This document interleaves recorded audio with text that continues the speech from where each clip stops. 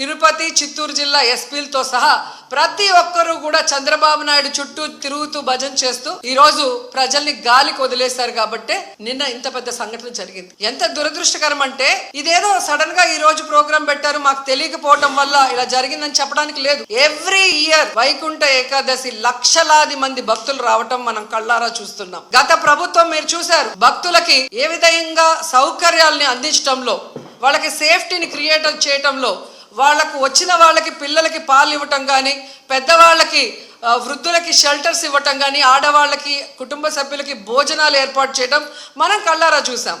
కానీ నిన్న full day జనాలు ఎండల్లో రోడ్ల మీద పార్కుల దగ్గర కూర్చొని ఉంటే మంచినీళ్ళు ఇచ్చేవాళ్ళు లేడు, చిన్నపిల్లలకి పాలు ఇచ్చేవాళ్ళు లేదు, ముసలిళ్ళకి షెల్టర్స్ లేదు, భోజనాలు లేదు. అంటే ఎంత నిర్లక్ష్యం ప్రజలంటే, భక్తులంటే అనేది ఇక్కడ మనం గమనించాలి. నిన్న జరిగింది ఏదో ప్రమాదశాత్తు జరిగింది కాదు, ఇది ప్రభుత్వం చేసిన హత్యలు.